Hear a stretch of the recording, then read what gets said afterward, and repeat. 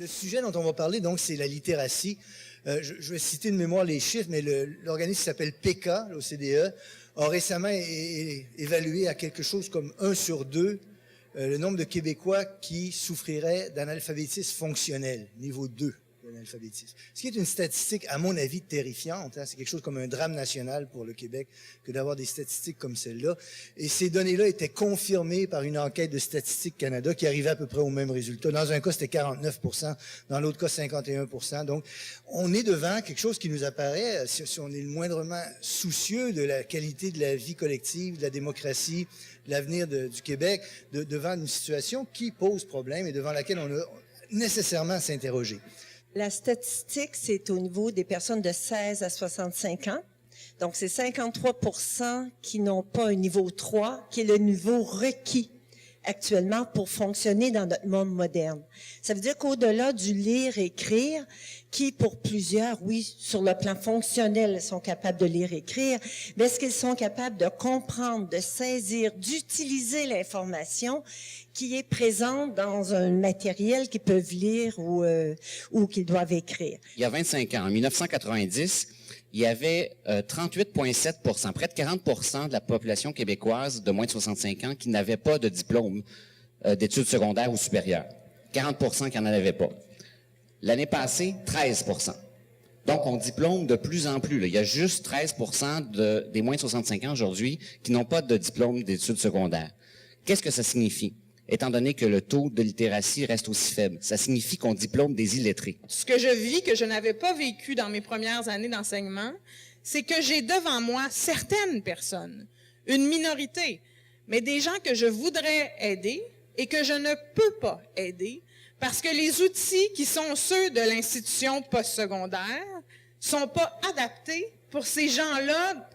Entre eux et la matière que j'aurais à leur transmettre, il y a un tel fossé. Et ils se faufilent par plein pas parce qu'ils trichent, pas parce qu'à un moment donné, ils se faufilent. Et là, moi, je vis comme enseignante quelque chose d'humain, de très difficile, parce que quand je cherche de l'aide, on me dit même, non, laisse faire. L'institution a abandonné. Attends que ces gens-là dérivent, un jour, ils vont abandonner. C'est comme des espèces de poids morts qu'on traîne, et je trouve ça très grave. Mais je sais pas quoi faire en même temps, comme individu, parce que je les ai pas, les outils. C'est un problème systémique, structurel. Hein, il y a pas une cause ou 3-4 causes qui fonctionnent indépendamment. C'est un problème systémique et structurel, social, politique, qui doit être traité comme tel. Comme on traite des problèmes, de santé publique, comme on traite des problèmes de pauvreté, des problèmes de santé publique qui sont reliés aux problèmes de pauvreté, qui sont reliés aux problèmes de littératie. Peu importe le sujet en France, il y a toujours quelqu'un qui va dire « Oui, d'ailleurs, dans tel livre que j'ai lu, il était question de ce sujet. » Et ici, c'est une formule qu'on entend très peu souvent. Pourtant, les gens lisent, mais c'est comme s'il n'y a pas ce réflexe de mettre sur la table, peu importe ce dont on est en train de parler, de où ça nous renvoie dans nos lectures. Je sais pas. Il y a un rapport à la lecture que je ne comprends pas tout à fait, mais qui, pour moi, fait partie de l'équation qui pose problème. Si on arrête de se garder alerte, qu'on n'a plus de formation, qu'on va plus chercher des nouveaux concepts et de nouvelles réalités, on devient décalé avec la réalité de notre monde moderne, puisqu'il y a un écart qui se creuse, parce qu'il y a toujours des nouveaux concepts qui arrivent, des nouvelles réalités, des nouveaux phénomènes. C'est que lire, c'est pas seulement décoder des petits chiffres noirs, êtres noirs d'encre sur du papier blanc, c'est aussi comprendre ce qu'on lit. Et si on n'a pas un savoir préalable important sur le sujet sur lequel on s'apprête à lire, on ne comprend pas ce qu'on lit.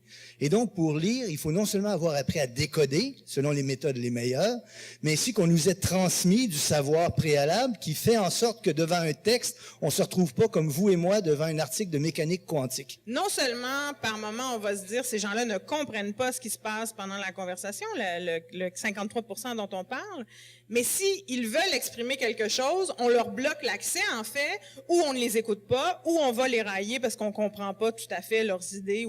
Donc là, il y a quelque chose qui me préoccupe sur l'intégration qui va participer éventuellement à l'amélioration de la situation. C'est les 3 grands problèmes transversaux de notre société, c'est-à-dire donc la santé publique, la pauvreté et la littératie. Ça devrait être une priorité nationale. Je vous ai dit tantôt que ça pouvait être très, très payant. Ce sont des investissements qui ne payent pas avant la fin du mandat, donc avant les prochaines élections, malheureusement. C'est pour ça qu'on ne les met pas en place, mais qui payent économiquement à long terme. Donc, ce sont des investissements. S'occuper de la littératie au Québec, au Canada, n'importe où dans le monde, ça n'est pas une dépense, c'est un investissement vers le futur, au plan strictement économique, qui s'ajoute, bien sûr, aux questions morales, démocratiques et sociales. Comment aider avec les feuillets les publics-sacs, n'importe quoi. On n'est pas obligé d'avoir des livres si on n'est pas capable d'en avoir. On est capable d'apprendre du vocabulaire. On est capable d'encourager les parents, même s'ils sont plus ou moins lettrés, d'être capable d'avoir ce contact physique avec la lecture, avec leur enfant, qui donne une ouverture à la lecture. Donc, il y a beaucoup de petits gestes comme ça qui seraient possibles, qui viendraient modifier à long terme les niveaux de compétences. Alors, la 8e édition des rencontres interprofessionnelles des acteurs du livre a lieu le 9 mars 2016 et ça touche justement la question de la promotion du livre. Ça a lieu au Cœur des sciences de Montréal. Alors, je vous invite à aller faire un tour le 9 mars. Et je vous remercie de votre attention, de la qualité de l'écoute et de la qualité des questions. Merci aux invités. C'était une très belle rencontre. Merci.